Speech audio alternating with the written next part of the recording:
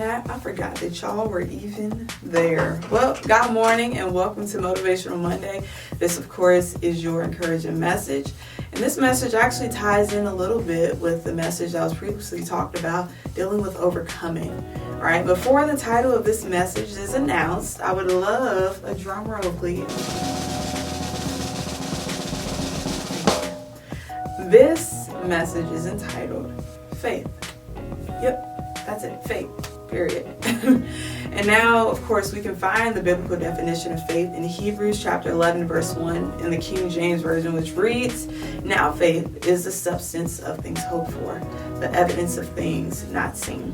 And then we can look to the importance of faith in Hebrews 11, verse 6, which reads, "Without faith, it is impossible to please God." Now, I know as us believers, we definitely want to please God in everything that we do. We strive to, for sure. And then, of course, we know that faith is also a gift from God, and that comes from Ephesians 2, 8 through 9.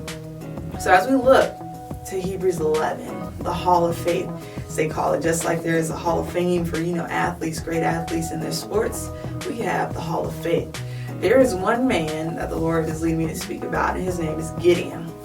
Now, Gideon definitely has quite an interesting story, all that he went through. And his story, in particular, the one we're talking about, can be found in Judges 6 and 7. He was actually called to deliver Israel, basically, from the hand of Midian.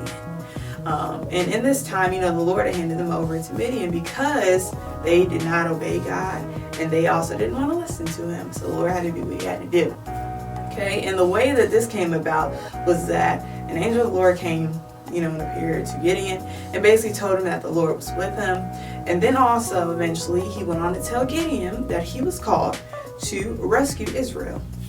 And here was Gideon's response. This is Judges 6, verse 15, the Amplified Version. He goes and says, "Please, Lord, how am I to rescue Israel?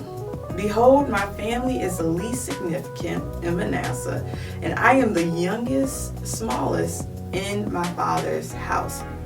Now, as we look here, God definitely gave Gideon, because mind you, at this time, Gideon was minding his own business. So God definitely gave Gideon a call that was, quite uncomfortable. It brought him out of his comfort zone for sure. But at the same time, Gideon also disqualified himself in a sense and really questioned as to why in the world should I be chosen to do such thing. And we see this multiple times throughout the Bible. For example, Moses did the same thing because he had a stuttering problem. How is he supposed to speak to all these people and he stutters? He's not good with his speech, right? A lot of times God brings us to certain situations. He offers certain opportunities that he wants us to take in faith. But oftentimes we disqualify ourselves because we do not believe that God has equipped us to be able to take them on. But obviously that's not the case. As we go back to the first thing that was stated, that the angel of the Lord said from the Lord himself, and that the Lord is with them. The Lord is with us.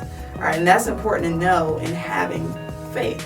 And that also speaks to the importance of being in the presence of God. You definitely can't do anything if you're not in the presence of God. So it's important for us to stay just there.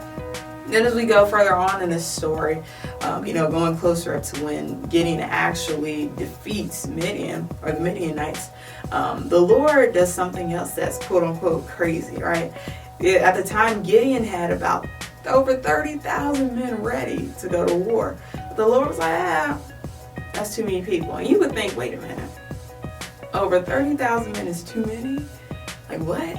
And yeah, to God it was. And so he cut it all the way down to 300.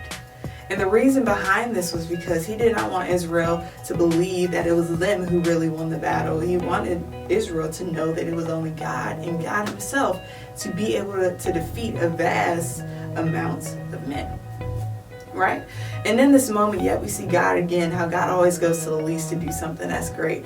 God has a way of always really getting the glory out of everything, but he does things in a way that really challenges us to really believe him, to have faith despite what it is that it looks like. And sometimes in this life, what we see with our natural eyes can really blind us from what God is actually trying to do.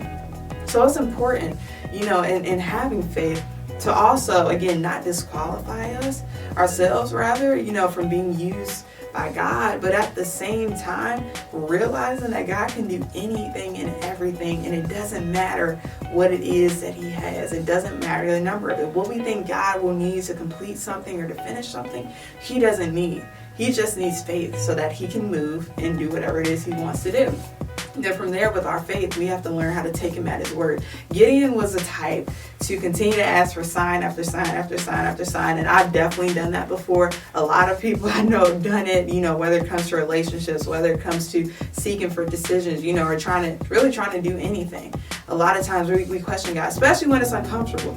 Lord, are you sure this is you? Can you give me a sign? 5 minutes later, he show you something. Another 5 minutes later, oh, can you show me another sign, please? Well, I just want to make sure, because I know the devil can do stuff too. Come on, that's literally how a lot of us are. So when it comes to this, when it comes to faith, it's literally, and it also correlates rather with trust. Faith and trust go hand in hand when it comes to trusting in God and having faith in God. So my prayer is that throughout our lives, as we continue to face obstacles, and not just obstacles, but also in the good times, when we continue to do these great things that God has called us to do, I pray that our faith would never fail. I pray that our faith would be strengthened each and every day, that it would be increased each and every day. And mind you, sometimes in asking for an increased faith, you will be tested on your faith, literally alone.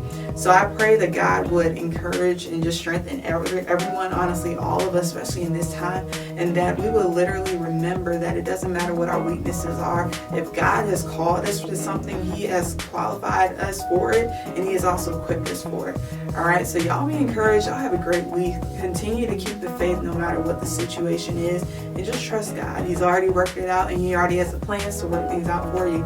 You just have to listen, and you just have to be obedient. All right, well, we will see y'all next time. Don't know when the next time will be, but God be with you as he is with you, and he will never leave you or forsake you. All right, God bless.